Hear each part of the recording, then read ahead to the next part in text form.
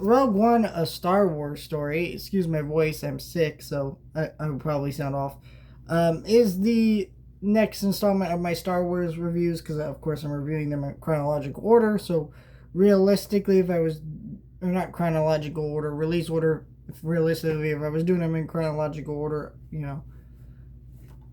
this one would have happened sooner, but no, I'm doing it in release order. This movie is 10 years old this year, which is crazy. This movie's okay. It has some things that I really love about it, but I almost never revisit this movie because it's kind of boring. Because Gareth Edwards is a great director. I really love his movie The Creator. That's one of my all-time favorite movies right now. If you haven't seen this movie, The Creator, amazing movie. I really like his work on Godzilla 2014, some other stuff he directed.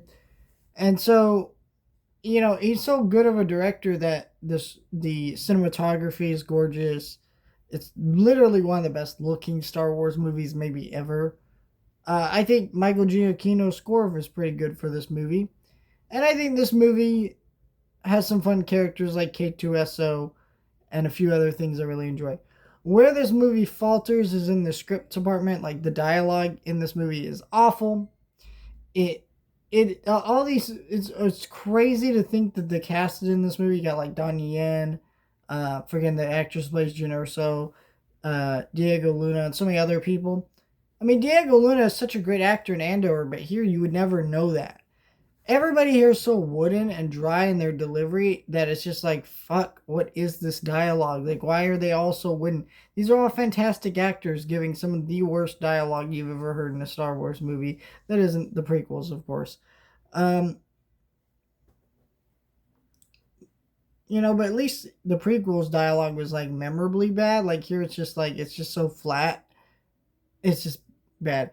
I like the ending, of course, with this movie where everybody dies, and the ending with Darth Vader. Even if some of the Star Wars references in this movie feel a little bit heavy-handed, I'm like, really, did R2D2 and C3PO need to show up that one scene? No, but it was cute and it was fun enough. Um, the movie's a fun movie in parts of it, but overall, every time I rewatch this movie, I'm like, yeah, this movie's kind of boring. I don't like this movie that much. And I know this is like a fan favorite of Disney era Star Wars. I don't really get that.